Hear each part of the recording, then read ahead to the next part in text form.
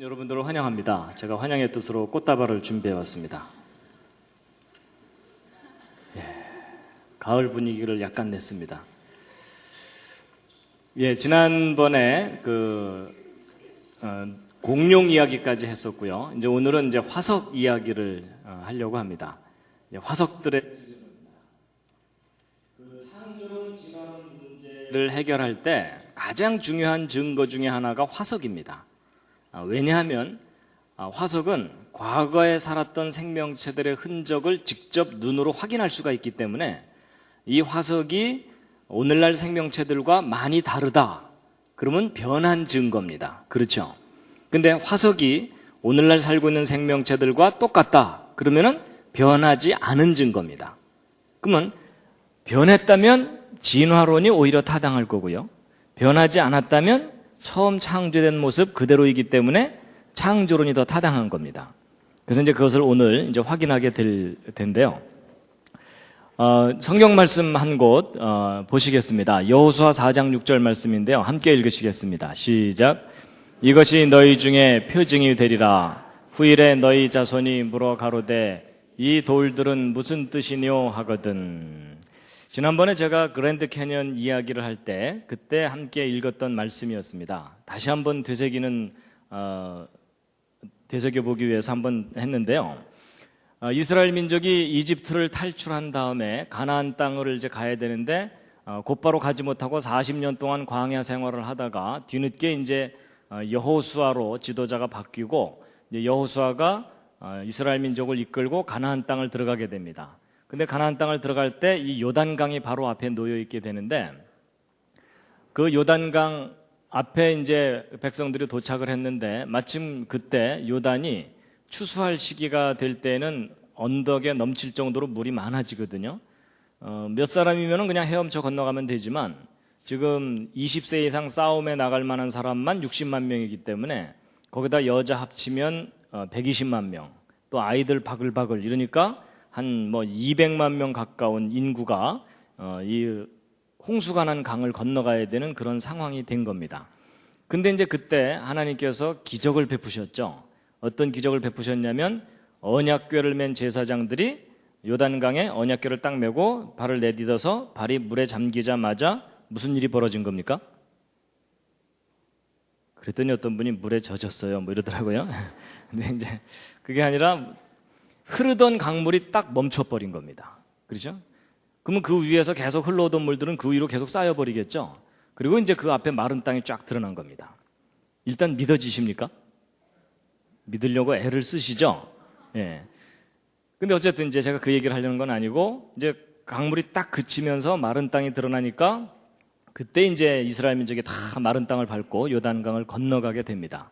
그래서 여기 보면은 온 이스라엘 백성은 마른 땅을 향하여 요단을 건너갔다 이렇게 되어 있는데요. 그 후에 여호수아가 백성들에게 명령을 해가지고 돌들을 강 바닥에 있던 돌 12개를 꺼내 갖고 나와라. 그리고 바깥에 가서 쌓아놔라. 그렇게 명령을 한 후에 그리고 나서 한 말입니다. 다시 한번 읽으시겠습니다. 시작. 이것이 너희 중에 표징이 되리라. 후일에 너희 자손이 물어 가로되 이 돌들은 무슨 뜻이뇨 하거든.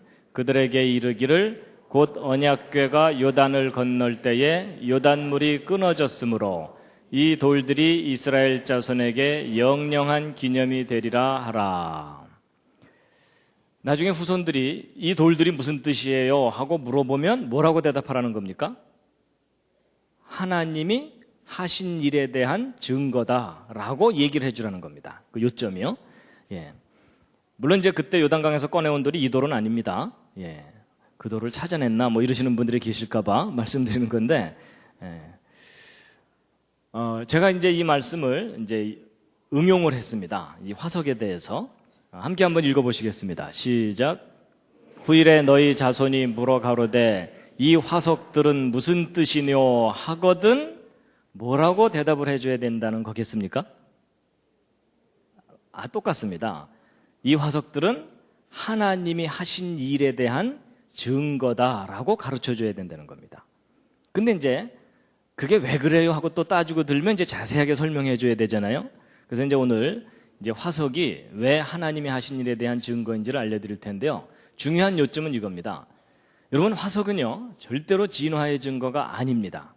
화석은 무엇에 대한 증거냐면 하나님께서 종류대로 창조하셨다는 창조의 증거일 뿐만 아니라 대홍수 심판과 같은 사건의 증거들입니다. 그래서 이제 왜 그러한지를 이제 오늘 일일이 다 이제 확인을 이제 시켜드릴 텐데요. 여러분, 하나님께서 맨 처음에 종류대로 따로따로 다 만드셨다라고 성경에 기록되어 있습니다. 그래서 종류대로 창조하신 이후로 지금까지 크게 변한 게 없습니다. 이 화석들은요. 이제 그걸 보여주고 있고, 창세기 6장, 7장에 홍수에 관한 기록이 있는데 함께 읽으시겠습니다. 시작. 내가 홍수를 땅에 일으켜 무릇 생명의 기식 있는 육체를 천하에서 멸절하리니 땅에 있는 자가 다 죽으리라. 땅 위에 움직이는 생물이 다 죽었으니 곧 새와 육축과 들짐승과 땅에 기는 모든 것과 모든 사람이라. 성경 창세기 기록이 옳다면 지금 우리가 살고 있는 이 지구는 수천 년 전에 전 세계적인 홍수를 겪었습니다. 그럼 그때 하나님께서 창조하신 생명체들이 번성해 있다가 그 홍수 때 다 휩쓸려서 죽게 되겠죠. 거의 대부분은 파괴됩니다. 그렇지만 그 일부는 남아서 화석으로 남아있게 되거든요. 그래서 이 화석들이 종류대로 창조되었고 대홍수 때 그 홍수 심판에 의해서 파묻혀서 화석이 된 거다라는 것을 이제 오늘 확인하시게 될 텐데요. 화석은 이제 영어로 fossil 이렇게 얘기하고요. 한자 말로는 돌처럼 변한 것이다. 뭐 이런 뜻입니다. 그래서 생명체가 살다가 이렇게 그 흔적을 남긴 것들을 화석이라고 하는데, 직접 이렇게 흔적이 남은 것도 있지만 이 발자국들이 남는 경우도 화석이라고 말하기도 합니다. 그런데 이 화석들이 변해온 증거다라고 주장하는 것이 진화론이고, 변하지 않았다는 증거다라고 주장하는 것이 창조론입니다. 화석은 보통 퇴적암이라고 하는 암석 속에 대개 들어 있습니다. 이제 퇴적암이라는 것은 어디서부턴가 실려와서 쌓인 것을 의미하거든요. 그래서 이제 그런 속에 생명체들의 화석이 들어 있게 되는데, 이제 이런 화석들을 실제로 이제 발굴을 하는 겁니다. 그런데 이제 도대체 이런 화석들이 만들어지려면 이제 어떤 일이 일어나야 되느냐 하는 겁니다. 어떤 물고기나 이런 것들이 화석으로 변하려면 어떻게 돼야 되는 거냐 하는 건데요. 이제 보통 사람들이 화석에 대해서 학교에서 진화론만 교육받았기 때문에 화석에 대한 오해들을 참 많이 합니다. 이제 그 중에 하나가 뭐냐면요. 화석은 우리들 주변에서 쉽게 만들어질까요? 그렇지 않습니다. 여러분, 화석이 우리들 주변에서 쉽게 만들어지는 것이 아닙니다. 예를 들어 물고기가 물속에서 살다가 죽은 후에 이제 실려오는 흙들에 의해서 이렇게 파묻히고 나면 오랜 기간 동안 느린 퇴적에 의해서 화석으로 변할 거냐? 이런 일은 일어나지 않습니다. 여러분, 만약에 이런 식으로 화석이 만들어지는 거라면 지금 현재 한강, 금강 밑바닥에는 화석들로 가득 차 있어야 됩니다. 그렇죠? 근데 사실 강 밑바닥에는 화석들이 있나요, 없나요? 전혀 없습니다. 그러니까 화석은 이렇게 일반적인 오랜 세월 동안 느린 퇴적에 의해서는 만들어지지 않습니다. 그럼 화석은 어떻게 해야 만들어지는 거냐면 어느 날 갑자기 에구에구 뭐 이래야 만들어집니다. 갑작스럽게 매몰이 되는 상황에서 대개 화석이 만들어지게 됩니다.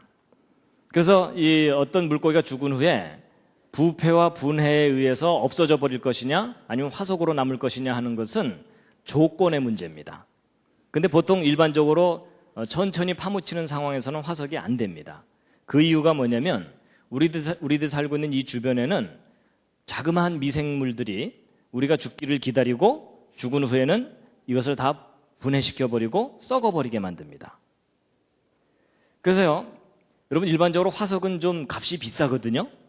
그래서 화석이 값이 비싸다 그랬더니 어떤 분이 야, 화석을 캐러 다니기는 힘들고 만들어보자 이래가지고 집 앞마당을 포크레인으로 파고 시장에서 이것저것 다 사와가지고서 파묻어 놓으면 시간 지나면 화석이 돼 있을까요? 없어질까요? 썩어서 없어져 버립니다. 그래서 보통의 경우는요, 이 생명체들이 파묻히거나 노출되면 다 썩어서 분해돼서 없어져 버리지 화석이 안 됩니다. 그래서 이제 실제로 화석들을 발굴을 해보면 화석들은 어느 날 갑자기 파묻혀서 화석이 됐다는 것을 아주 분명하게 보여주는 그런 증거들이 있는데요. 예를 들어 물고기 화석 중에 이런 화석이 있습니다. 약간 좀 이상하죠? 입부분이 이상하죠? 큰 물고기가 작은 물고기를 입에 딱 물고서 화석이 돼 있는 겁니다. 무슨 상황이요? 안타까운 상황입니다.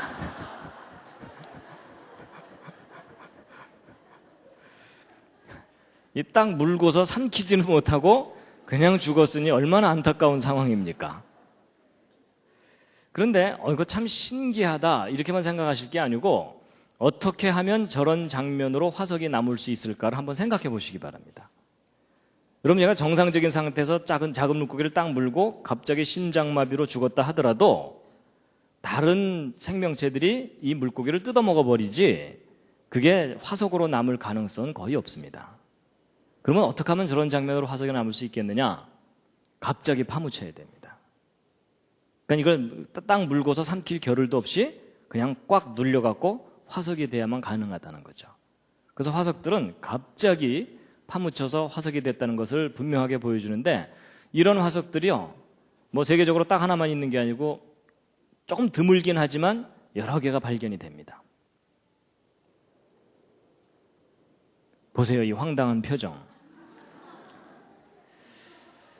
근데 이제 지금까지 것들은 좀 안타까운 상황인데 비교적 행복한 상황도 있습니다. 얘는 그래도 먹고 죽은 거예요. 그렇죠? 그래서 웃고 있잖아요. 근데 여러분, 이 뱃속에 있는 것이 분해되지 않은 상태로 화석이 돼 있어요. 그건 갑자기 매몰돼서 화석이 돼야만 가능하다는 이야기입니다. 그리고 이 몽골 지방에서 발견된 공룡 화석인데요, 이 왼쪽에 있는 육식 공룡이 오른쪽에 있는 초식 공룡의 앞다리를 물고서 화석이 되어 있는 장면입니다. 이것도 갑자기 파묻혀야만 저런 상황이 벌어질 수 있다라는 겁니다. 그리고 이제 공룡 화석이 발견됐는데 심장의 그 위치와 그 흔적이 남아있을 정도로 화석이 되어 있는 겁니다. 보통은 이 뼈 같은 것은 오랫동안 보존될 수 있지만 살이나 내장 같은 것들은 아주 쉽게 상해하고 분해되어 버리기 때문에 여간에서 오랜 세월 동안 느리게 화석이 된 거라면 그런 흔적이 남아있을 수가 없습니다. 근데 이렇게 심장의 그 위치와 그 흔적이 식별이 될 정도로 남아있다는 얘기는 갑자기 매몰돼서 빠르게 화석이 됐다는 것을 강하게 뒷받침해 줍니다. 그리고 이것은 이제 익룡인데요, 익티오사우루스라고 하는 건데 지금 새끼가 뒤에 하나 이렇게 붙어 있는데 이게 지금 어미의 뒤를 따라서 헤엄치고 있는 것이 아니라 새끼를 조기 분만한 형태라고 보고 있습니다. 그래서 어미가 갑작스럽게 죽을 상황이 되면 이 생명을 어떻게 해서든 살리려고 조기 분만을 하는 그런 경우가 있다고 하거든요. 그래서 이 장면은 그런 장면이라고 좀 분석을 하고 있습니다. 그렇다는 얘기는 역시 이것도 갑자기 이제 파묻혀서 죽게 되는 상황에서 이제 이와 같은 상황으로 화석이 됐을 거다라고 보고 있습니다. 그 다음에 이제 이것은 뱃속에 5마리 새끼가 들어있는 상태로 화석이 된 건데요. 이렇게 생생하게 화석이 남는 경우가 좀 드물기는 한데 어쨌든 이 상황도 갑자기 파묻혀야 되는 거지, 얘가 죽고 나면 노출되고 다른 생명체들이 뜯어먹기 때문에 이렇게 온전하게 보존되는 일이 쉽지가 않습니다. 이것은 이제 육지동물인데 쌍태를 벤 상태로 화석이 되어 있는 겁니다. 이것도 역시 갑작스러운 메모를 보여주는 것이고요. 그 다음에 잠자리 같은 것도 쟤네들이 죽고 나면은 개미들이 막 뜯어가기 바쁩니다. 그렇죠? 근데 저렇게 선명하게 화석으로 남을 수 있는 것은 죽은 후에 곧바로 메모리 됐기 때문에 다른 동물들이나 다른 생명체들이 분해를 안 시킨 그런 장면이라고 볼 수 있고요. 그 다음에 해파리 같은 것들도 아주 쉽게 그 분해가 되는데 해파리까지도 화석으로 남아있는 경우가 있습니다. 그리고 이제 화석들을 발굴했을 때 또 다른 특징 중에 하나가 뭐냐면 조금 전까지 보여드린 건 그래도 비교적 보존 상태가 양호한 건데 대개 등치가 큰 동물의 화석 같은 경우는 심하게 뒤틀려 있거나 부서져서 화석으로 발견됩니다. 여러분, 동물들이 보통 죽게 되면은 이 뻣뻣한 상태로 이렇게 돼 있고 오랜 세월 동안 서서히 퇴적층에 파묻혔다면 그냥 뼈가 그 상태 그대로 화석으로 남아 있어야 되거든요. 근데 이렇게 심하게 뒤틀려 있는 상태로 화석이 발견되는 것은 이 동물들이 파묻힐 때 심한 압력을 받으면서 파묻혔다는 것을 보여주는 겁니다. 그러니까 정상적인 상태로 죽은 것은 아니라는 거죠. 그리고 이 물고기 보세요. 얘가 전공이 발레가 아닙니다. 근데 심하게 휘어져 있죠. 그렇죠? 그렇다는 것은 이 물고기가 역시 심한 압력을 받으면서 파묻힌 것을 나타내 주는 거다라는 것입니다. 그리고 또 이제 화석이 발견되는 또 다른 특징은 뭐냐면 대규모로 집단적으로 발견되는 겁니다. 그래서 미국 네브라스카 지방에 가보면은 9천여 마리 정도로 추정되는 낙타, 코뿔소, 멧돼지 이런 것들이 한꺼번에 파묻혀서 화석이 돼 있습니다. 쟤네들이 죽기 전에 반상회를 했을까요? 그럴 리가 없습니다. 그러니까 저렇게 서로 다른 동물들이 한꺼번에 수천 마리가 집단적으로 매몰되어 있다는 것은 저 동물들을 한꺼번에 휩쓸어다가 매몰시킬 정도의 큰 사건이 일어났었다는 것에 대한 증거입니다. 맘모스들도 집단으로 발견되고요. 그 다음에 보통 이제 박물관에 가보면 화석들이 전시가 돼 있거든요.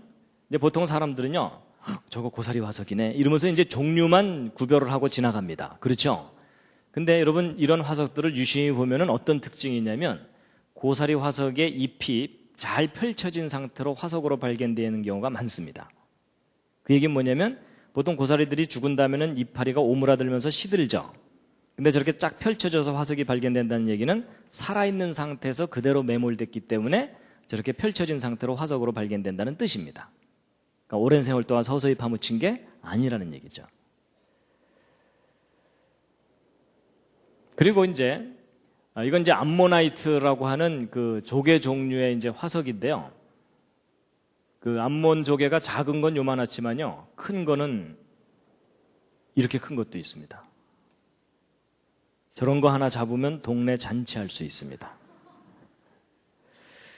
근데 이제 보통 또 사람들이 저거 암모나이트 화석이야 이러고 이제 지나가고 마는데 이런 조개 종류들의 이런 암모나이트 종류들의 화석들을 발견해 보면 특징이 뭐냐면 표면 상태가 비교적 깨끗합니다. 그게 무슨 뜻이냐면요. 그 바닷가에 놀러 가 보시면 알지만 죽은 조개 껍질 표면에는 다른 동물들이 구멍을 뚫거나 또는 다른 동물들이 들러붙어서 살게 되거든요. 그러니까 죽은 후에 오랫동안 노출되게 되면은 그런 세월의 흔적이 남게 됩니다. 근데 전 세계적으로 발견되는 이 암모나이트 이 화석들의 보편적인 특징이 뭐냐면 표면 상태가 깨끗하다는 겁니다. 그 얘기는 뭐냐면 살아있는 상태에서 갑자기 죽었다는 얘기입니다. 그리고 이제 조개 종류 화석은 화석 중에 가장 그 비율이 높게 발견됩니다. 그러니까 화석 중에 제일 많이 발견되는 것이 조개 화석이거든요. 왜냐하면 조개 껍질은 썩지를 않으니까 화석으로 많이 발견되는데, 근데 이 조개 화석들을 발견해 보면 특징이 하나 있습니다. 한번 맞춰보시죠. 조개 화석들이 특징이 뭘까요? 대개의 조개 화석들이 입을 다물고서 화석이 되어 있습니다. 그 바닷가에 놀러 가 보시면 알지만요, 이런 죽은 조개들은 이렇게 그 껍질이 서로 분리가 돼가지고서 이렇게 널려 있는 경우들이 참 많습니다. 그렇죠? 근데 조개 화석들이 입을 딱 다물고서 화석이 돼 있다는 얘기는 죽은 후에 덮여서 화석이 된 게 아니라 살아있는 상태에서 그대로 매몰됐다는 것을 말합니다. 그래서 지금까지 쭉 설명드린 내용의 요점이 뭡니까? 어느 날 갑자기 죽었시오 이겁니다. 그래서 이 화석들은 오랜 세월 동안 서서히 파묻혀서 화석이 됐다라기보다는 어느 날 갑자기 어떤 사건에 의해서 갑자기 파묻혀서 화석이 됐다는 걸 강력하게 보여줍니다. 그게 무슨 사건과 관련이 크겠습니까? 대홍수 심판 사건과 관련이 크다고 보고 있습니다. 삼엽충들도 이렇게 똘똘똘 말려있는 상태로 많이 발견되고요. 그리고 새우 같은 것들도 사실 아주 쉽게 분해되는 것들인데 이렇게 생생한 모습으로 아주 세밀한 부분까지도 그대로 화석으로 남아있다는 것은 갑자기 파묻혔다는 증거라는 겁니다. 그래서 이제 보통 생명체가 죽은 후에는 부패와 분해를 겪게 마련인데 이렇게 화석화가 되는 것은 갑자기 파묻혀서 화석이 되기 때문에 그런다라는 겁니다. 그래서 이제 첫 번째 화석에 대한 이야기를 해드렸고요. 이제 두 번째는 이제 뭐가 있냐면요. 우리가 이제 진화론 교육을 하도 받다 보면은 무슨 생각을 하게 되냐면 어떤 생명체가 파묻혀서 화석으로 변하는 데까지 꽤 오랜 세월이 걸릴 거다라고 보통 생각합니다. 근데 그건 정말 오해입니다. 이런 화석은 아주 짧은 시간 내에 화석화가 일어납니다. 그래서 여러분 이건 보통 나무 화석인데요. 저런 나무 화석이 만들어질 때 어떻게 만들어지는 것인지를 학교에서 배울 때는 어떻게 배우냐면 저 나무가 파묻힌 후에 저 나무 속으로 광물질이 서서히 침투해 들어가서 저게 완전히 돌덩어리로 변할 때까지는 적어도 수만 년, 수천 년 걸린다 이렇게 설명을 듣게 되거든요. 그래서 보통 이런 나무 화석들이 발견되면 와 이게 오랜 세월의 증거다라고 생각하게 되는데 이제 그렇지가 않습니다. 의외로 화석으로 변하는 데 걸리는 시간은 짧은데요. 보통 이제 화석으로 변할 때 생물학적 시간이 필요하냐, 지질학적 시간이 필요하냐 이렇게 얘기를 하는 경우가 있거든요. 생물학적 시간이라는 건 뭐냐면 어떤 생명체가 태어나서 죽을 때까지 정도의 시간입니다. 그러니까 몇십 년 정도이죠. 지질학적 시간은 뭐냐면 소위 진화론적 지구과학에서 얘기하는 수만 년, 수십만 년, 수백만 년이라는 긴 시간을 의미합니다. 여러분 어떤 생명체가 화석으로 변하는 데는 절대로 지질학적 시간이 걸리지 않습니다. 구체적인 예를 확인시켜 드리면요. 뉴질랜드 북쪽 섬에 타라웨라라는 화산이 폭발했습니다. 1886년에. 그래서 이제 폭발 후의 모습인데요. 이 화산 폭발 때 화산재들이 쏟아져 나오고 그래가지고 그 주변에 있던 마을을 덮쳐가지고 그 원주민들의 가옥이 막 절반 이상 화산재에 파묻히고 이제 이래가지고 여기는 지금 현재 관광지로 이제 그 개발이 돼 있는 상태인데 근데 이 화산 폭발 때 선교원 하나가 이제 완전히 화산 폭발로 파괴가 됐어요. 그래갖고 이제 여기 살던 사람들도 다 떠났죠. 그런데 30년도 안 돼서 이 선교원 지역을 다시 조사를 해보다가 뭘 발견했냐면 모자가 화석이 돼 있는 걸 발견한 겁니다. 30년도 안 돼서. 그리고 남겨두고 간 햄덩어리가 화석이 됐어요. 몇 년 만에요? 30년도 안 돼서. 우리는 저게 수만 년 걸려야 화석이 되는 줄 알았는데 몇십 년 만에 화석이 된 겁니다. 햄 관리 잘 하시기 바랍니다. 그리고 이제 영국 요크 지방 서쪽 21km 된 곳에 이상한 우물이 하나 있어요. 이 우물은 이제 이 우물에서 물이 뚝뚝뚝 떨어지는데 여기다가 뭔가를 매달아 놓기만 하면 다 화석이 되는 겁니다. 그래서 곰인형 같은 거를 매달아 놓으면 반년도 안 돼서 완전히 돌덩어리로 변하는 겁니다. 왜냐하면 이제 여기서 떨어지는 이 물들이 광물질을 포함하고 있기 때문에 이 광물질들이 아주 빠르게 침투해 들어가서 돌덩어리를 만들어 버리는 겁니다. 근데 저렇게 화석으로 변하는데 몇십 년이 걸리는 게 아니고 1년도 안 돼서 화석이 돼 버리는 겁니다. 그래서 말 안 듣는 분들은 여기다 매달아 놓으면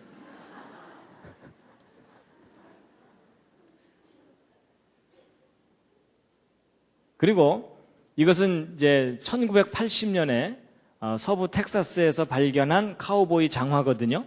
근데 지금 사람 뼈가 이 속에 들어있어요. 그러니까 신발을 신은 채로 죽은 사람이겠죠? 그런데 이 뼈가 화석이 돼 있는 거예요. 그래가지고 도대체 이 신발 언제 만든 건지 수소문을 해서 알아보았더니 1936년도에 설립된 회사가 만든 신발인데 1950년대 초에 수제품으로 만든 신발이라는 걸 확인했어요. 그럼 이 신발 만든 지 30년 된 거잖아요. 그렇죠? 근데 그 신발을 신은 사람의 뼈가 화석이 돼 있는 거예요. 그러니까 화석은 절대로 수만 년 걸려야만 만들어지는 게 아니라는 겁니다. 그리고 이제 이런 나무가 통째로 화석이 된 것을 보통 규화목이라고 얘기를 합니다. 그래서 이런 규화목 이런 것들이 생기려면 엄청난 오랜 세월이 걸릴 거다라고 생각을 하는데 그래서 이제 미국 워싱턴의 스미소니언 박물관 앞에 이 규화목이 이렇게 전시되어 있고 그 밑에는 2억 년 전에 나무가 화석이 된 거다 이렇게 얘기를 해요. 근데 놀라운 사실이 호주에서 발견된 건데 물레방아가 통째로 화석이 되어 있는 게 발견됐어요. 그럼 이 물레방아가 구석기 시대 물레방아냐? 아닙니다. 저 물레방아는 만든 지 100년도 안 됐는데 화석이 된 거예요. 그래서 아마도 여기 살았던 사람들이 떠나고 여기서 흐르는 물이 광물질을 포함하고 있었기 때문에 이 물레방아를 통째로 화석화를 만들어 버린 거예요. 그래가지고 이제 이 내용이 호주에서 발행되는 창조론 관련 잡지가 있거든요. 그 잡지에 이 사진과 함께 기사를 실었어요. 그랬더니 어떤 독자가 자기가 찍은 사진과 함께 편지를 보내온 겁니다. 이 편지 내용이 뭐냐면 자기가 15년 전에 여기를 방문해서 자기도 참 신기해갖고 기념사진을 찍은 거랍니다. 근데 자기가 15년 전에 찍은 사진하고 최근에 찍은 사진을 두 개를 비교해보면 물레방아 한두 칸이 화석화가 더 진행된 것을 알 수 있다. 뭐 이런 내용의 편지예요. 그러니까 화석화는 지금도 진행되는데 어쨌든 100년도 안 됐는데 물레방아가 통째로 화석이 되는 거예요. 그러니까 큰 나무가 화석화되는데 별로 오랜 시간이 걸리지 않는다는 겁니다. 그리고 좀 이 아저씨가 손에 하나 뭐 하나 들고 있는데 이게 오렌지가 화석화가 된 겁니다. 근데 100년도 안 돼서 화석화가 된 것을 발견했어요. 그리고 이 진화론 지질학자들이 아주 골머리를 앓는 것 중에 하나가 있습니다. 그게 뭐냐면 다지층 나무 화석이라고 하는 건데 이게 뭐냐면 지층은 분명히 수평으로 이렇게 쌓여 있는데 그 지층을 뚫고서 나무가 화석으로 발견되는 겁니다.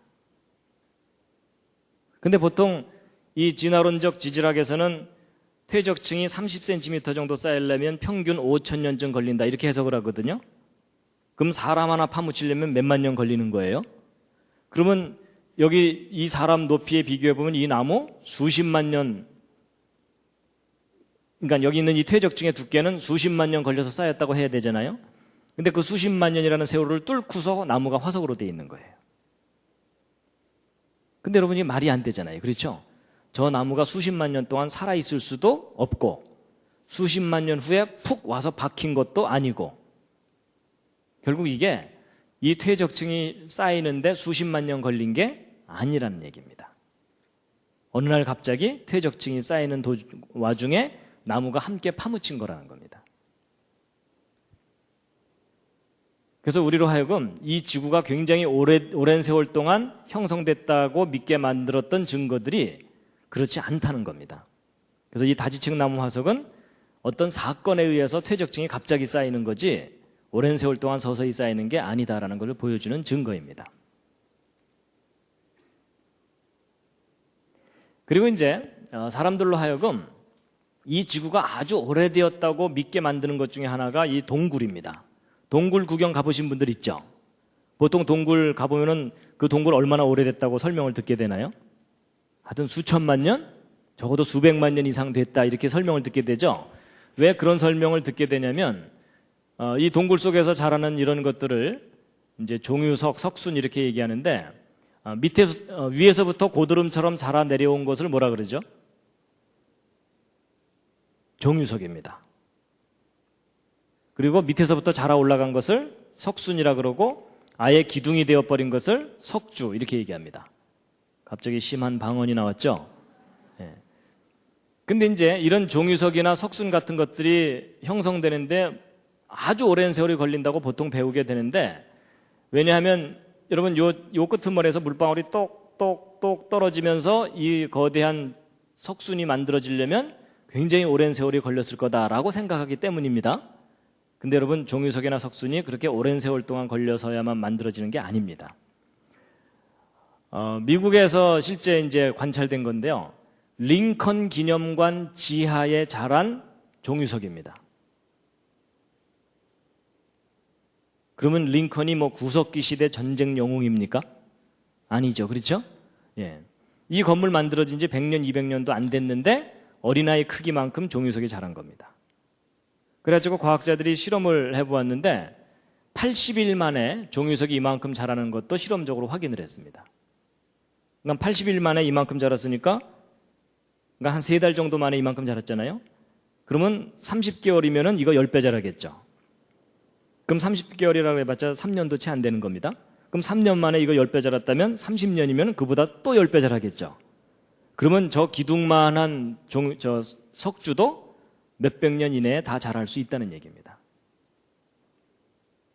그러니까 이게 무슨 얘기냐면 종유석이 자라는 것은 조건의 문제이지 시간의 문제가 아니라는 겁니다. 그래서 이건 미국 인디아나주에 있는 어느 메모리얼 빌딩 지하에 석주가 자랐는데 한 4m 자라는데 40년, 그러니까 만들어진 지 40년 된 건물 지하에 4m짜리 석주가 자란 겁니다. 그래서 어떻게 이게 자랐나 이제 확인해 보았더니 이 건물에서부터 약 10km 떨어진 지점에 동굴이 하나 있었습니다. 근데 그 동굴하고 이 건물이 지하수로 연결이 돼 있었던 거예요. 그래서 광물질을 포함하는 지하수가 이 건물이 있는 데까지 스며들어와 가지고 밑에 이제 지하실이 뻥 뚫려 있으니까 글로 물이 뚝뚝뚝 떨어지면서 이 석주가 형성된 겁니다. 근데 이게 수만 년 걸린 게 아니라 40년도 안 돼서 만들어진 거라는 겁니다. 그래서 이제 이런 동굴의 종이석 같은 것들은 어떻다라고 보고 있냐면, 여러분 전 세계적인 대홍수 같은 그런 사건이 있게 되면 지구 전체가 완전히 물로 덮여 있다가 이제 대륙이 다시 솟아 올라오게 되면은 물이 쭉 빠지게 되잖아요. 그렇죠? 그러면 광물질을 포함하는 그 물들이 빈 틈이나 이런 데 뚝뚝뚝 떨어지게 됩니다. 그럼 광물질을 풍부하게 포함하고 있던 그 물들이 아주 빠른 시간에 종이석들을 성장시키는 겁니다. 근데 소스가 무한정 있는 게 아니기 때문에 시간이 지나고 나면 자라는 속도가 느려지게 되겠죠. 그래갖고 처음에는 성장 속도가 빠르다가 시간이 지나면서 소스가 떨어지면 성장 속도가 갑자기 줄어들게 되죠. 그럼 오늘날에는 거의 안 자라게 됩니다. 기껏해야 물방울 똑똑 떨어지는 정도밖에 안 자랄 거 아니에요.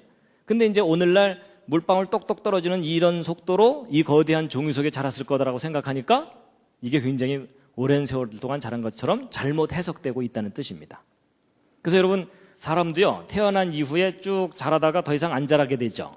그래서 성장이 거의 멈춘 20대의 청년이 1년에 기껏해야 1mm 자라니까 그럼 1년에 1mm 자랐는데 이 사람이 지금 170cm니까 170cm까지 자라려면 몇 년 걸렸다고 해야 돼요? 1700년. 뭔가 잘못 계산한 거 아시겠죠? 그래서 종이석이 항상 느리게만 자란다면 정말 이런 동굴들이 막 수백만 년 이상 된 거겠지만, 종이석은 조건에 따라 빨리 자랄 수도 있고 느리게 자랄 수도 있다는 겁니다. 그래서 우리가 그동안 굉장히 오랜 세월 동안 자랐을 거라고 생각했던 동굴들도, 오랜 세월 동안 형성되었을 거라고 생각했던 동굴들도 사실은 아주 짧은 기간 내에 형성될 수 있다라는 얘기입니다. 그 다음에 이제 산호도 마찬가지입니다. 산호도 아주 오랜 세월 동안 느리게 자란다고 알려졌는데 실제로 어떤 증거들이 발견되냐면요, 바다에 빠진 신발 위에 산호가 자란 겁니다. 이게 로마 시대 군화가 아닙니다. 몇십 년도 안 된 신발 위에 산호가 자란 겁니다. 그래서 산호도 조건만 주어지면 아주 빨리 자랍니다. 그래서 실제 이 물속에서 산호가 자라는 것을 직접 관찰을 한 것인데요, 이 부분이 얼마 시간 지나지 않아서 막 새로운 산호들이 갑자기 막 생겨나고 빨리 자라는 것을 확인할 수 있었던 겁니다. 그래서 산호가 자라는 것도 조건의 문제이지 오랜 시간이 걸려야만 된다는 게 아닙니다. 그래서 지금까지 이제 설명드린 내용을 또 다시 정리를 해드리면, 어떤 생명체가 죽은 후에 화석으로 변하려면은 생물학적 시간으로도 충분합니까? 지질학적 시간이 걸려야만 됩니까? 예, 생물학적인 시간만으로도 충분히 화석으로 변할 수 있다라는 것을 이제 말씀을 드렸습니다.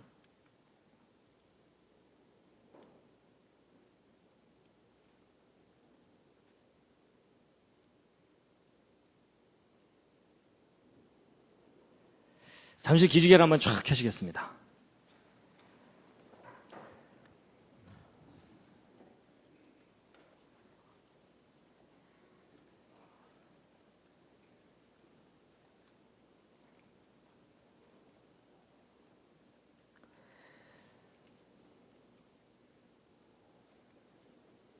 좌양좌하셔서 옆에 있는 분 안마를 좀 해드리겠습니다. 지금 제가 앞에서 보니까 상태가 별로 안 좋으십니다, 다들.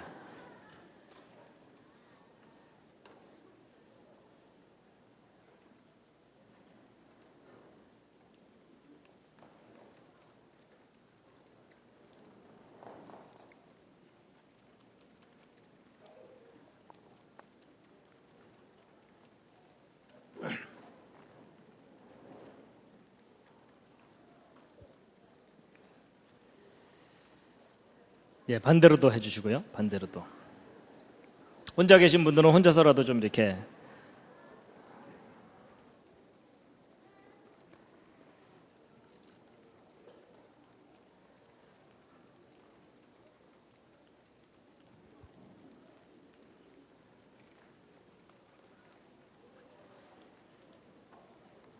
예.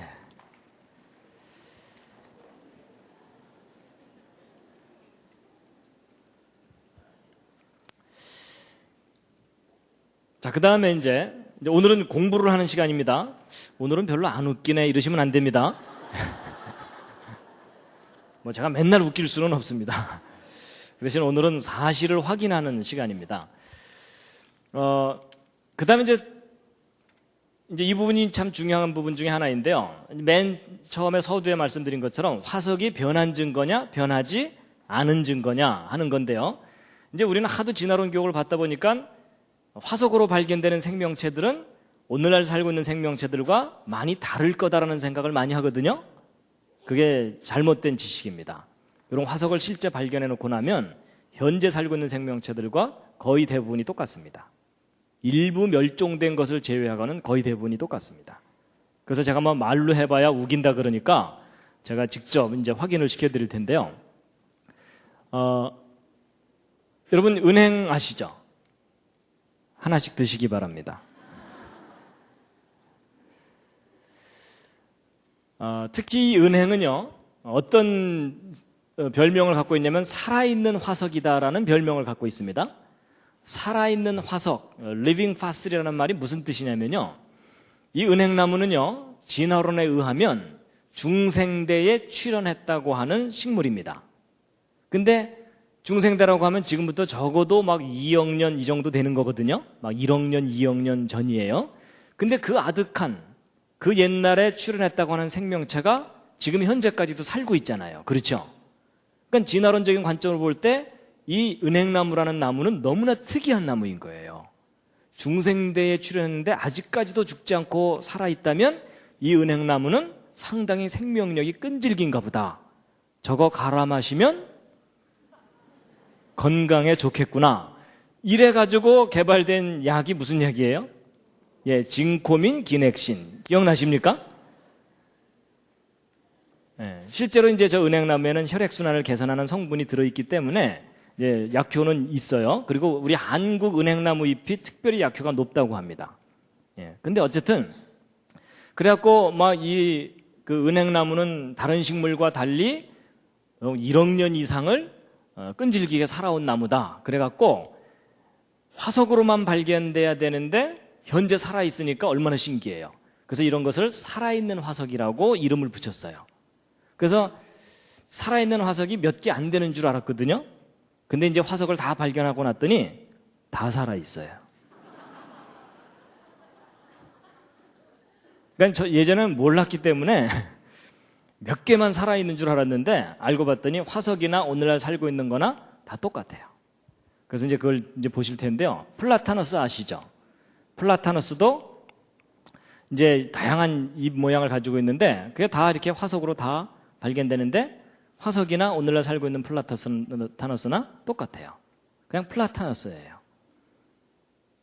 그리고 이제 단풍 나무 잎 같은 경우도 화석하고 실물하고 그냥 똑같아요, 다. 그래서 이런 단풍들도요,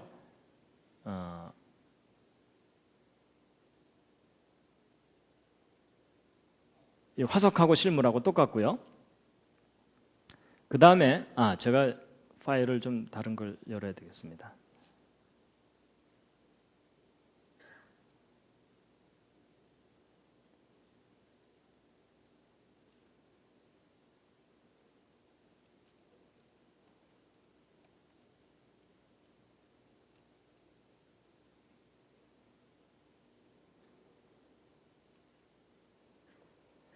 예, 단풍도 이제 화석하고 오늘날 살고 있는 것하고 잎 구조나 이런 것들이 다 똑같고요. 이제 풍나무라고 하는 것도 화석하고 실물하고 똑같고, 그다음에 야자수도 오늘날 살고 있는 것과 화석하고 똑같고, 앞으로 계속 보여드리는 것의 주제는 뭐냐면 똑같습니다. 예, 그냥 이제 확인만 하시면 됩니다. 밤나무도 화석으로 그대로 발견되고, 너도 밤나무. 예, 뭐 왜 이름이 이렇게 붙었는지 아시겠죠? 예. 똑같고 굴피나무도 뭐 버드나무도 하여튼 우리가 알고 있는 모든 생명체들이 화석이나 실물이나 똑같습니다. 다. 목련도 그대로 발견되고 달에도 똑같이 발견되고 오리나무도 이건 오리나무가 아니라 포플러입니다. 그다음에 느티나무도, 그리고 물부추 이런 것들도 똑같고. 그러니까 화석이나 오늘날 살고 있는 거나 다 똑같습니다. 고사리류도 똑같고, 뭐 진화됐다는 증거가 없어요. 다 똑같아요. 그랬더니 어떤 분이요, 색깔이 다르네 뭐 이러시더라고요. 그런 분들은 잘 돌봐드려야 됩니다.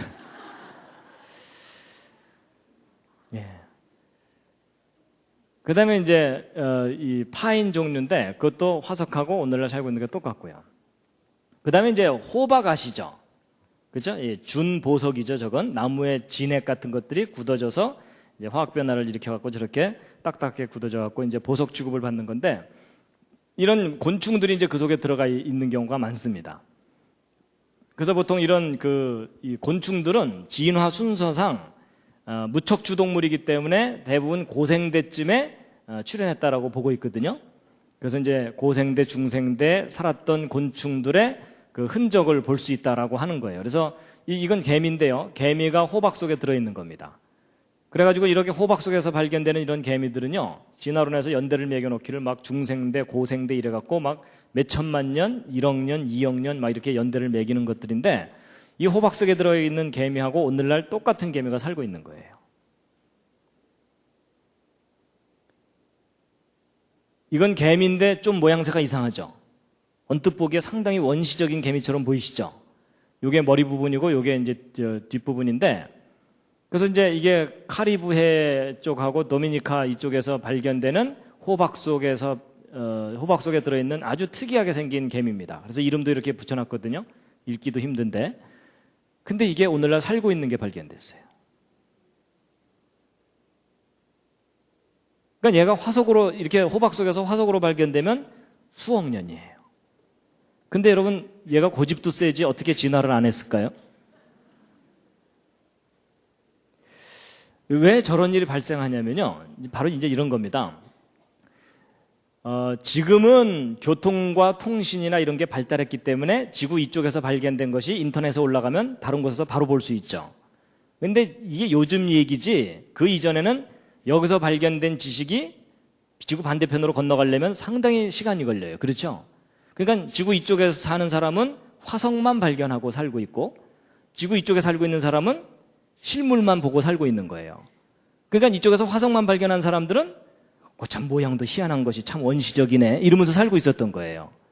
근데 나중에 이제 지구 반대편에서 실물이 살고 있는 것을 확인해 봤더니 그놈이 그놈이에요.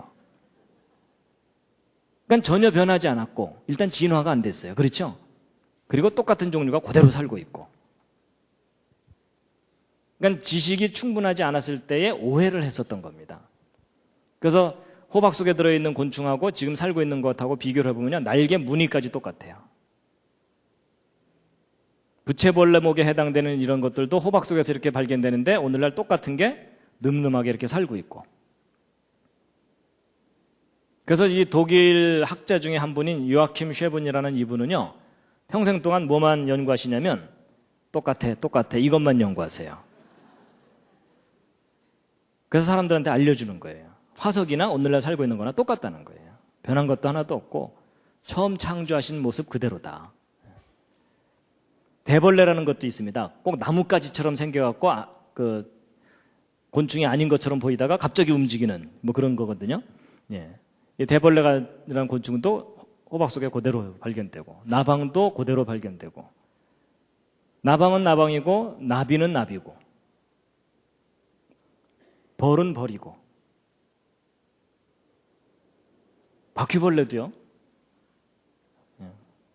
화석으로도 그냥 바퀴벌레예요. 그 다음에 이제 스코르피언 플라이라 그래서 이 꼬리에 그 전갈 같은 꼬리를 갖고 있다 그래서 이제 붙여진 이름인데, 화석이나 오늘날 살고 있는 거나 그냥 똑같아요.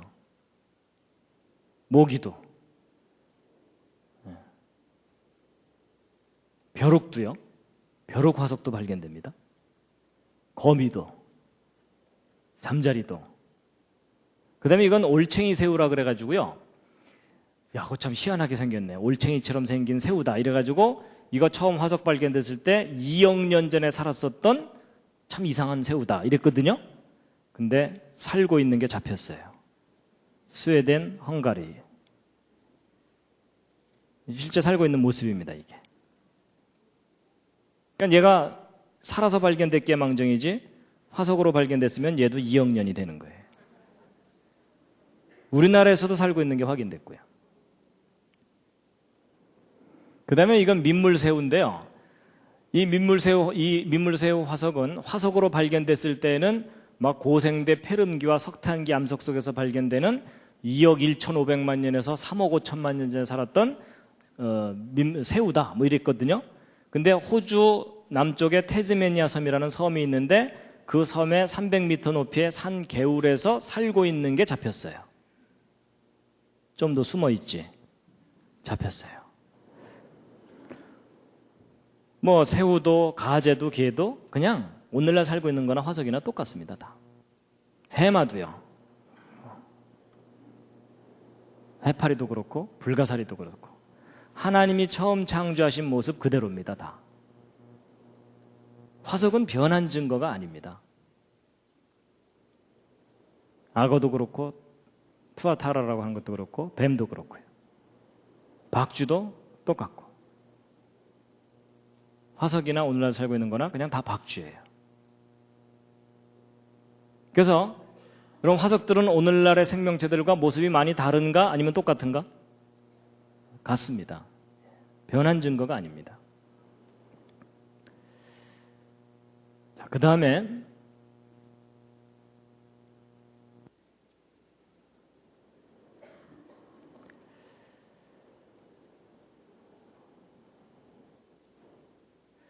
이제 뭐가 있냐면요. 진화론을 배울 때 표준 화석이라는 걸 배웁니다. 표준 화석이라는 게 뭐냐면 지질시대, 그러니까 이건 다 진화론에서 얘기하는 건데 뭐 고생대, 중생대, 신생대라고 하는 그런 지질시대에 어느 일정한 시기에만 생존했던 생명체의 화석을 표준 화석이라고 합니다. 그래서 이 지질시대를 구별하는 표준 화석들이 있었다라고 진화론에서 얘기하거든요. 근데 정말 그런지를 이제 확인해 봐야 되는데 여러분 이제 진화론에서는 고생대, 중생대, 신생대라는 시절이 있었고 지난번에 제가 말씀드렸던 공룡 있죠? 공룡은 중생대 표준 화석입니다. 그래서 진화론에서는 공룡 화석 발견되면 그거 발견된 퇴적층은 다 무슨 시대? 중생대 이렇게 얘기하는 겁니다. 그래서 이제 지난번에 이 공룡과 사람이 함께 살았다는 증거들을 다 보여드렸었기 때문에 이제 공룡 얘기는 오늘 안 할 거고요.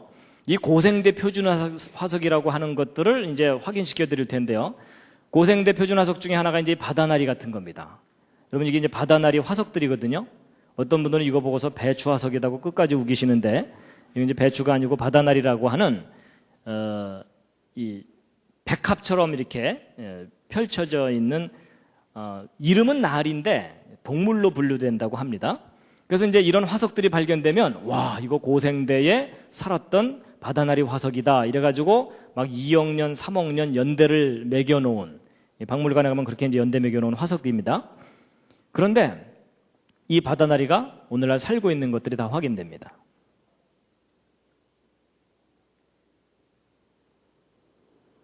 그러면 보세요. 이거 화석으로 발견되면 막 몇 억 년 연대를 매기는 건데 오늘날 살고 있잖아요.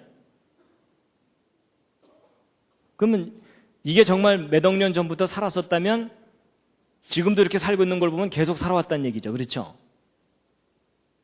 그러면 사실 이 바다나리가 지금부터 100만 년 전에도 화석이 될 수가 있고 1000만 년 전에 화석이 될 수도 있고 10,000년 전에 화석이 될 수도 있고 그렇잖아요. 근데 보통 이런 바다나리 화석이 발견되면은 대부분은 다 중생대, 고생대 이렇게 연대를 매기고 막 1억 년, 2억 년 연대를 매기는 겁니다. 근데 문제는 2억 년 전에 살았다고 하는 바다나리나 오늘날 살고 있는 바다나리나 그냥 바다나리예요. 그리고 이제 암모나이트도 마찬가지입니다. 이 암모나이트도 고생대 이제 이건 고생대의 바다 이러면서 상상도를 막 그린 것인데 이 암모나이트와 사촌점 되는 것이 앵무조개입니다. 근데 오늘날 앵무조개가 이렇게 살고 있는 게 잡혔어요. 그 다음에 이제 스트로마톨라이트라 그래서요. 이거는 이제 박테리아들이 우글우글 번식해가지고서 이게 덩어리 져서 살고 있는 거거든요. 근데 그게 이제 화석이 된 겁니다. 그래서 이제 이 스트로마톨라이트라는 것은 특히 이 진화론에서 지구상에 산소를 공급해준 생명체다라고 특별하게 여기는 것입니다. 그래서 이런 것들이 화석으로 발견되면 막 몇 억 년이라는 연대를 매기는 화석이에요. 그런 생명체 화석인데 오늘날 살고 있는 것들이 발견됐어요. 카리브해 연안에 살고 있는 거예요. 여러분, 이게 돌덩어리가 아니고요. 이 사이아노박테리아들이 이렇게 뭉쳐서 살고 있는 겁니다. 여러분, 이건 타임머신이 아닙니다.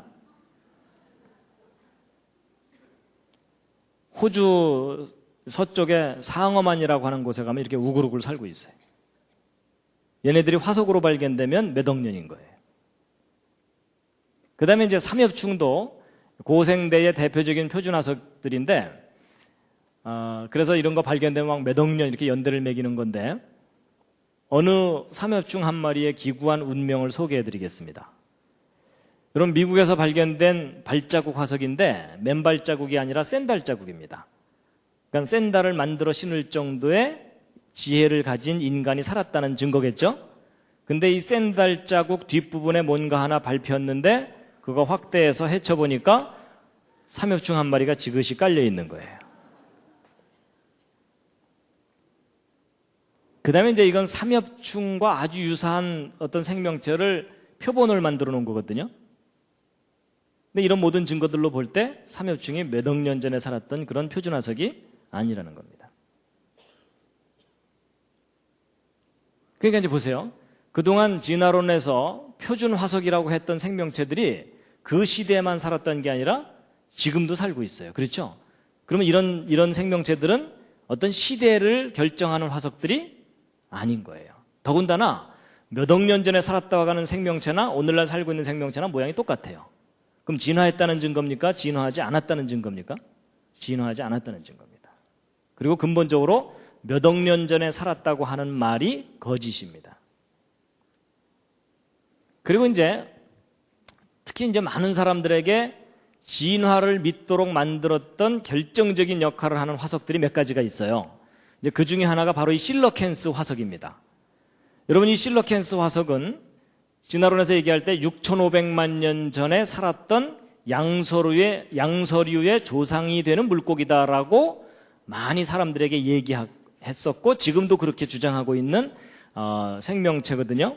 근데 이제 얘가 왜 양서류의 조상이라고 그렇게 이해되었냐면, 여러분, 그 어류가 양서류로 진화를 하려면 지느러미가 다리로 변해야 되죠. 물 바깥으로 나와야 되니까. 근데 지느러미가 다리로만 변해야 되는 게 아니고, 여러분, 물속에 들어있다가 물 바깥으로 나오면 몸무게가 갑자기 무겁게 느껴지는 거 혹시 아세요? 수영장에서 물속에 들어있다가 바깥으로 나오면 몸이 무겁게 느껴지죠? 왜냐면 물은 부력이 있기 때문에 몸을 가볍게 해주는 성질이 있거든요. 근데 물 바깥으로 나오면 몸무게가 확 늘어나기 때문에 자기 체중을 유지하기 위해서 지느러미가 다리로만 변해야 되는 게 아니라 그 속에 뼈가 생겨야 돼요. 그런데 이 실러켄스 물고기 화석을 발견해 놓고 나서 조사해 봤더니 이 앞지느러미 쪽에 뼈가 들어있는 거예요. 이 물고기는 어류인데 양서류로 진화하려고 물속에서 열심히 걷는 연습을 해갖고 속에 뼈가 생기는 건가 보다. 이렇게 설명을 하니까 진화의 증거처럼 여겨지잖아요. 그렇죠? 그래서 그런 식으로 지금도 학교에서 설명하고 양서류의 조상 물고기다 이러면서 진화의 증거로 설명을 했거든요. 그런데 잡혔어요.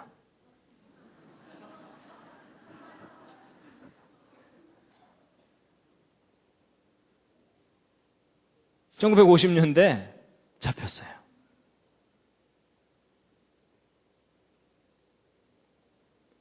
근데 놀랍게도 6,500만 년 전에 살았다고 하는 모습 그대로. 일단 진화한 거예요, 안 한 거예요? 진화한 증거가 전혀 없는 거예요. 그렇죠? 그래서 처음에는 이쪽에서만 잡히다가요, 이 아프리카 동쪽에서만 잡히다가 요즘은 이제 인도네시아 쪽에서도 잡혀요. 근데 화석하고 똑같아요. 전혀 진화의 증거가 아니에요. 그러니까 아주 이게 웃기는 게 뭐냐면요, 이 유럽에 있는 학자들은 진화론을 너무 믿었기 때문에 이런 거 화석 발견하고 나서 이게 6,500만 년 전에 살았던 양서류의 조상이야 이러고 있었거든요. 근데 그와 똑같은 시간에 아프리카 쪽에서는 원주민이 오늘도 한 마리 잡았어 이러면서 먹고 살고 있는 거예요.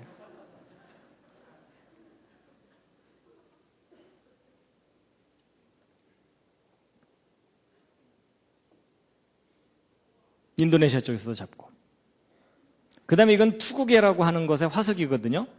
마치 그 투구를 쓴 개다 뭐 이런 거예요. 영어로는 호수슈 크랩이라고 해서 말편자 같이 생긴 개다 이렇게 얘기를 합니다. 그래서 특히 요 화석은요, 지금부터 1억 4,500만 년 전에 살았던 투구개 화석이다라고 박물관에 연대까지 매겨놓은 화석이에요. 근데 오늘날 똑같은 게 살고 있어요.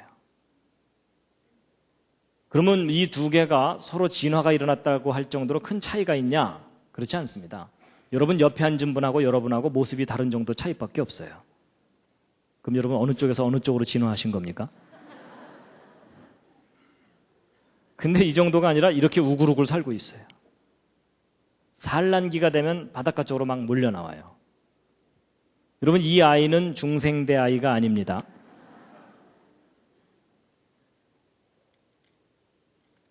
막 이렇게 우글우글 살고 있어요. 그리고 이제 더 기가 막힌 증거들도 있는데요. 뭐냐면 1912년에 미국 오클라호마주에 있는 어느 탄광 근처에서 벌어진 일인데 고생대 석탄기 퇴적층에서 채굴된 석탄 덩어리 속에서 쇠그릇이 나왔어요. 이건 너무 황당하죠?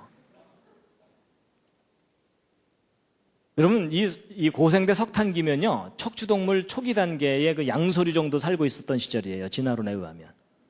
그러면 개구리들이 쇠그릇을 만들어 사용했다. 뭐 이렇게 우겨야 되나요? 그래가지고 이 석탄 덩어리에서 이 쇠그릇이 나왔는데 적어도 쇠그릇을 만들 정도면은 지능이 뛰어난 인간이 존재했다는 뜻이에요. 맞죠? 그래갖고 이제 이게 도저히 사람들이 안 믿을 것 같으니까 그거 발견한 사람들이 진술서를 쓴 거예요. 요거 그대로 이제 번역한 게 이겁니다. 1912년도에 석탄 덩어리 한 개를 큰 쇠망치로 깨트렸어요. 근데 이 쇠단지가 석탄 조각에 자국을 남기면서 떨어져 나온 거예요. 그래서 이거 도대체 어떻게 된 건가 추적해 보았더니 그 근처 오클라호마 광산에서부터 나온 것임을 발견한 거예요. 어떻게 고생대 석탄 속에서 쇠그릇이 나올 수 있냐는 거죠. 그래서 이런 걸 뭐라 그러냐면 영어로는 out of place artifact인데 이게 무슨 뜻이냐면 여러분 이런 쇠그릇은 인간만이 만들 수 있잖아요. 그렇죠? 근데 진화론에 의하면 인간은 신생대 끄트머리쯤 출현한 거거든요. 그러니까 사실 이런 쇠그릇은 신생대 끄트머리 퇴적층에서만 발견돼야 돼요. 맞죠? 근데 얘가 여기서 발견되지 않고 여기서 발견됐으니까 제자리에서 발견된 게 아니라 딴 자리에서 발견된 거잖아요. 그렇죠? 그래서 이제 이렇게 out of place라는 이런 표현을 해가지고서 이제 말하는 겁니다. 그러니까 쉽게 얘기하면 제정신 나간 물건이다. 그 뜻입니다. 진화론대로라면 여기서 발견돼야 되는데 왜 여기서 발견됐냐 이거죠. 근데 여러분 저런 증거는 딱 하나만 발견돼도 진화론의 기본 틀이 다 무너져 버립니다. 맞죠? 그런가 하면 중생대 백악기, 공룡 살았다고 하는 시대의 퇴적층 속에서 망치가 발견되고요. 1934년에 미국 텍사스주의 런던이라는 지역에서 발견된 겁니다. 이 망치가 발견된 퇴적층이 바로 이 퇴적층이거든요. 약간 붉은색의 이 석회암 퇴적층인데 거기서 망치가 발견된 거예요. 처음 발견됐을 때의 모습이 이거고 이걸 탁 깨트렸더니 망치가 들어있는 거예요. 그래서 이 부분이 쇳덩어리고 여기가 자루가 끼어져 있는. 그러면 공룡들이 망치를 만들어서 서로 싸웠다 뭐 이래야 되나요? 그것도 아닌 겁니다. 근본적으로 이렇게 고생대, 중생대, 신생대라는 시대를 매겨놓은 이 자체가 근본적으로 잘못됐다는 뜻입니다. 그러면 이제 이런 증거가 나오면요, 사람들은 의심을 하게 되거든요. 누군가가 조작한 거 아니냐, 이럴 수 있죠. 그래가지고서 이제 이 망치 일부분을 떼어내서 성분 분석을 해봤는데요. 여러분, 사람마다 지문이 있는 것처럼 이 금속들은요, 제조 과정에 따라서 내 성분도 달라지고 구조도 다르거든요. 그래서 그 구조와 성분을 분석해보면 이 쇳덩어리는 어떤 방법으로 만들어진 거다라고 추정할 수가 있습니다. 이제 제가 학부 때 전공이 금속공학이라서 이제 이 부분은 좀 어느 정도 아는데, 여러분 보통 이 오늘날 만들고 있는 철 속에는 염소라는 게 들어있질 않습니다. 근데 이 중생대 백악기 퇴적층에서 발견된 이 망치는 이 철 속에 염소가 꽤 많이 들어있어요. 염소가 들어있다 그러니까 이제 어떤 분들이 당황을 하시더라고요. 그걸 어떻게 산채로 다 넣나.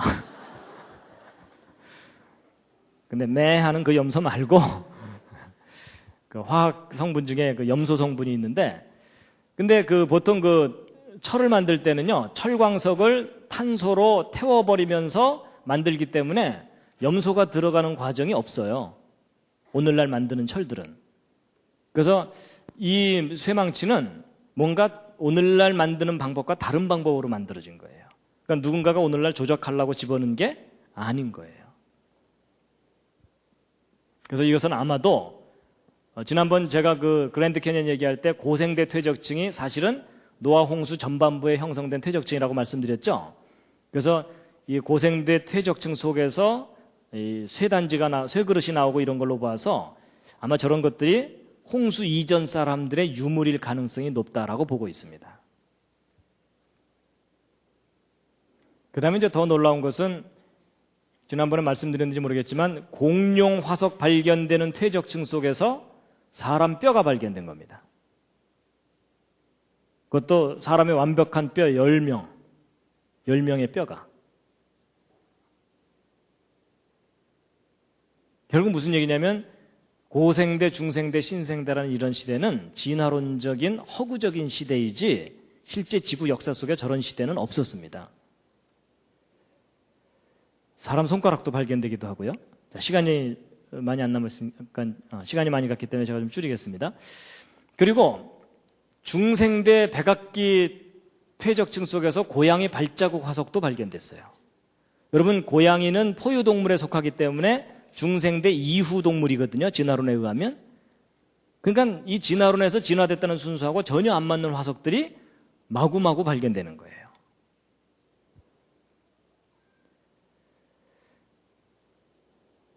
자, 이제 보통 진화론에서는요, 무척추동물에서 척추동물로 진화를 했고, 이 척추동물 중에서도 어류가 먼저고, 그 다음에 양서류, 파충류, 조류, 포유류 이렇게 진화했다고 합니다.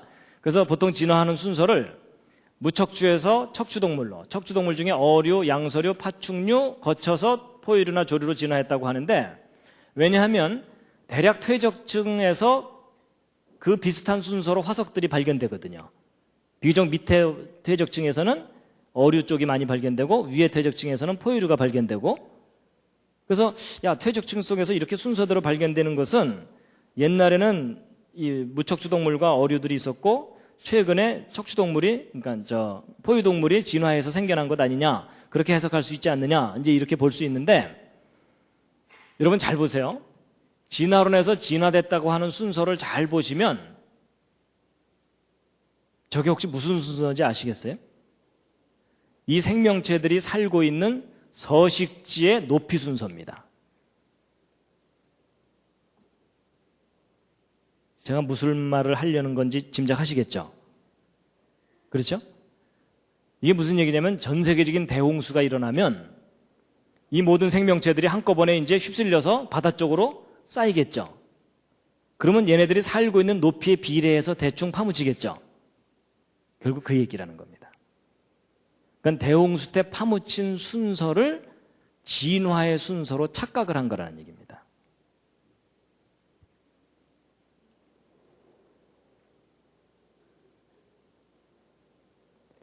그래서 지금까지 이제 화석에 대해서 쭉 설명드린 내용을 정리하고 이제 오늘 마치겠습니다. 자, 이제 크게 5가지 얘기를 제가 말씀드렸는데요. 자, 첫 번째, 화석 형성의 주 원인은 느린 퇴적이다, 빠른 매몰이다. 빠른 매몰에 의해서 화석이 만들어진다는 거고요. 그 다음에 그것이 화석으로 변하는 데 걸리는 시간은 꽤 오랜 시간이 걸린다, 비교적 짧은 시간이면 된다. 비교적 짧은 시간에 충분히 화석이 될 수 있다는 겁니다. 그 다음에 현재 살고 있는 생명체들과 화석을 비교해보면 진화되었다, 아니면 변하지 않았다? 처음 창조하신 모습 그대로를 유지하고 있다. 이게 옳다는 거고요. 그 다음에 표준화석이라는 것이 실제 존재한다, 존재하지 않는다? 표준화석이라는 건 실제 존재하지 않습니다. 그 다음에 퇴적층에서 발견되는 화석들의 순서는 진화의 순서다, 아니면 서식지의 높이 순서다? 서식지의 높이 순서라는 겁니다. 그 다음에 이제 화석에 대해서 한 가지, 지난번에 제가 맨 첫 번째 강의에서 말씀드렸던 건데요. 여러분, 진화론의 가장 큰 문제점은 무슨 증거가 없다는 거라 그랬죠? 연속적인 중간 단계 화석의 증거가 없다는 거라 그랬죠? 화석을 아무리 뒤져봐도 이 도마뱀에서 새로 변화가는 것에 대한 이 연결고리의 연속적인 중간 단계 화석이 없다는 겁니다. 화석에서 가장 큰 문제점입니다, 이게.